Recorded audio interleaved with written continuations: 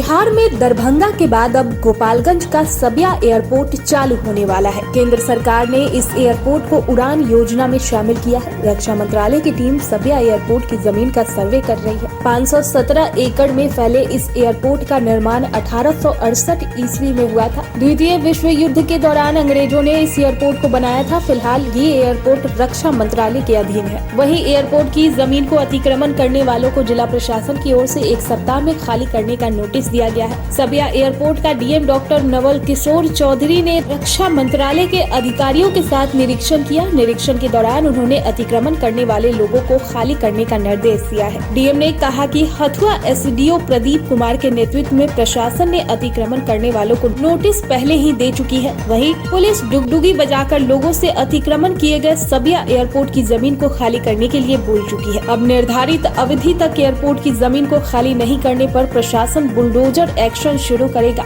सबिया airport में रक्षा विभाग के अधिकारी एवं उनके अमीन तथा हमारे एसडीएम सीओ सभी लोग वहां पर सर्वे कर रहे थे, जिसमें ज़मीन को चिन्हित कर रहे थे कि पूरी ज़मीन हमारी कहां तक है, कितनी तक हद तक है। उसके बाद यह भी चिन्हितकरण किया जा रहा था कि अतिक्रमण कितने लोगों के द्वारा किया जा रहा है, साथ ही कितने भाग में किया जा रहा है। और एक बार यह कंप्लीट हो जाता है 1 सप्ताह के अंदर, तो हम लोग फिर अतिक्रमण हटाने की कार्रवाई प्रारंभ करेंगे। वैसे सभी लोगों को एसडीओ साहब के द्वारा शुरू में ही सूचित किया जा चुका है। डुगडुगी बजा करके उनको बता दिया गया है कि वे लोग अपने स्थान पर चले जाएं। किसी भी परिस्थिति में सबिया एयरफील्ड में यदि अतिक्रमण है तो उसे हटाया जाए। शुरू हो गया है, सर्वे का काम शुरू हो गया है। बहुत खुशी की बात है डॉक्टर आलोक कुमार सुमन द्वारा चलाया गया अभियान, क्योंकि हम लोग यहाँ के लोकल निवासी हैं। हम लोग को तो और ज़्यादा फायदा होगा।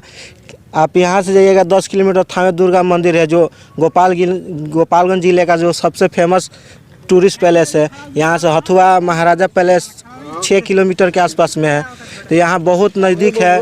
यहाँ के लोग जो देवरिया गोरखपुर मतलब जाते थे, पटना जाते थे प्लेन या जाने के लिए खाड़ी देशों में, अब यहीं से उड़ान भरेंगे या डायरेक्ट 6 घंटा 7 घंटा में अपना दुबई चले जाएंगे। वहीं गोपालगंज के सांसद डॉक्टर आलोक कुमार सुमन ने कहा कि एयरपोर्ट की जमीन का सर्वे पूरा होने के बाद बाउंड्री कराई जाएगी। इसके बाद रक्षा मंत्रालय और उड्डयन मंत्री से मिलकर बोली प्रक्रिया को शुरू कराने के लिए पहल की जाएगी। 4 तारीख से टीम आई हुई है, रक्षा मंत्रालय के रक्षा संपदा विभाग की टीम है और जिला प्रशासन यहाँ के हथुआ के एसडीओ हैं, डीसीएलआर हैं, सीओ हैं और अमीन लोग हैं, जो सारे नक्शा से चिन्हित कर और उसकी मार्किंग कर रहे हैं। मार्किंग जब हो जाएगी तो उसमें फिर बाउंड्री का काम मैंने रक्षा मंत्रालय से, रक्षा मंत्री जी से और रक्षा सचिव से मांग की है कि उसको बाउंड्री कराई जाए। बाउंड्री नहीं होगा तो अतिक्रमण हटाने से कोई फ़ायदा नहीं होगा।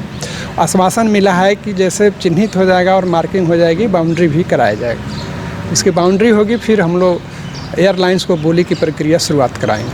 नहीं, बहुत टाइम तो नहीं लगेगा। आपको मैं एक उदाहरण, छोटा सा उदाहरण दूँ। दरभंगा एयरपोर्ट चालू हुआ तो उसमें हम लोगों के पहले भूतपूर्व सांसद कृति आज़ाद जी जो थे वो 2001 में उठाए थे उसको, और 2001 में उठाए और जाके 2021 में वो चालू हुआ है। लेकिन हम लोगों को देखिए 2019 के जुलाई से लेकर अभी तक में इतना कदम हम लोग आगे बढ़ा लिए कि अतिक्रमण हटाने की बात आ गई। वहाँ रनवे भी है, उसमें बहुत ज़्यादा सरकार को खर्च नहीं पड़ेगा उसको बनाने में, उसको केवल मरम्मत करना होगा और बाकी इंफ्रास्ट्रक्चर डेवलप करना होगा। इसलिए चूँकि इतने कम समय में हम लोग यहाँ तक पहुँच गए, तो मैं उम्मीद करता हूँ कि जल्दी शुरू होगा।